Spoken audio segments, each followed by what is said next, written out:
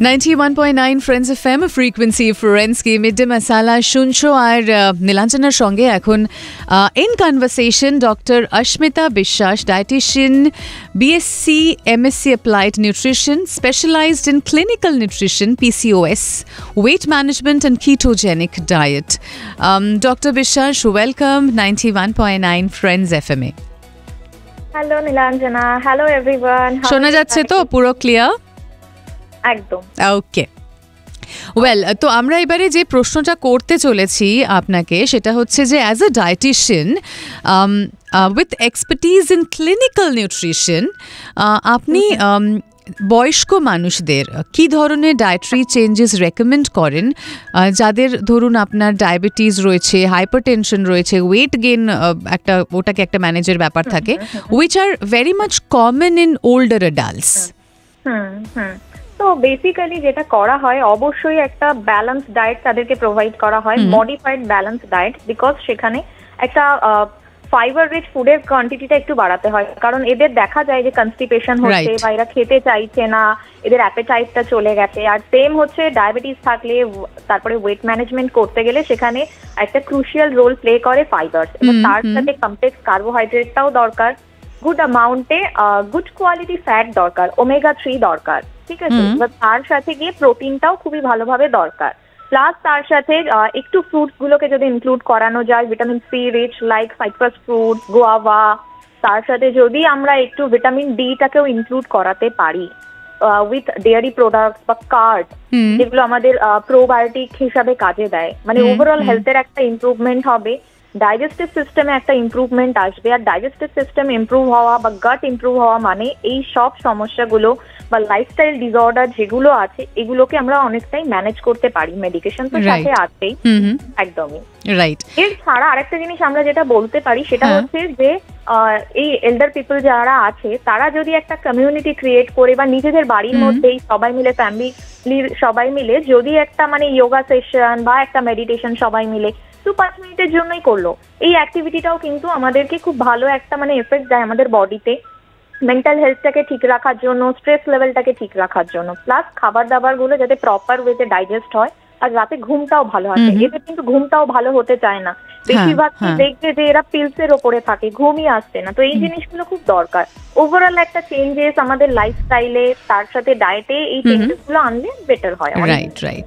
এবারে as we age আমরা আরেকটা জিনিস দেখেছি অস্মিতা, সেটা হচ্ছে যে মেনটেনিং মাসেল মাসটা না বড্ড মুশকিল হয়ে যায়, অ্যান্ড বোন হেলথ ভীষণ ক্রুশিয়াল। সো তুমি মানে এই ব্যাপারে তুমি কি ডায়েটারি রেকমেন্ডেশনস দেবে টু সাপোর্ট মাসেল স্ট্রেংথ, বোন ডেন্সিটি? এটা তো মানে এটা this is a area of concern যাকে বলে আর কি। একদম একদম, এই এজ গ্রুপে এটা সত্যি একটা মানে কনসার্নের বিষয়। ওই যে আমি বললাম যে একটু মানে বোন হেলথের জন্য আমরা যদি একটু ভিটামিন ডি রিচ ফুড গুলোকে রাখি, বা একটু সকালবেলা 8টার মধ্যে যে রোদটা পাওয়া যায়, অ্যাটলিস্ট 2-5 মিনিট বা হার্ডলি 10 মিনিট তারা যদি একটু হাঁটাচলা করে নর্মালি, বা যেখানে পারছে একটু বসে থাকুক, ঠিক আছে, মানে ডাইরেক্ট স্কিনে যদি একটু সানলাইটটা লাগে তাহলে খুব ভালো হয়। এছাড়াও ফর্টিফাইড এখন ফুডস পাওয়া যায়, সিরিয়ালস পাওয়া যায়, মিল্ক পাওয়া যায়, যেগুলোতে ভিটামিন ডি থাকে। ক্যালসিয়ামটা তো খুবই দরকার, অবভিয়াসলি সেখানে মেডিকেশন চলবে বা ভিটামিন ডি এর সাপ্লিমেন্ট চলবে যদি একটা হিউজ ডিফারেন্স থাকে, নর্মাল রেঞ্জের থেকে যদি অনেক কম থাকে এগুলো তো সেটা চলবে। বাট ফুডের থ্রুতে আমরা যদি দিই ক্যালসিয়াম রিচ ফুড, আমরা সেখানে ডেয়ারি প্রোডাক্টকে অবশ্যই রাখবো, একটু তাদের জন্য টোন্ড মিল্ক বা ডাবল টোন্ড মিল্ক থাকলো, একটু কার্ড, ইয়োগার্ট, বা যারা একটু ছানা বা পনির খেতে পছন্দ করে অবশ্যই সেখানে কোয়ান্টিটিটা ম্যাটার করছে। আর মাসেল বিল্ড আপ বা মাসেল মাসটা যেটা হয় সেটার জন্য অবশ্যই একটু লিন প্রোটিন অবশ্যই রাখতে হবে।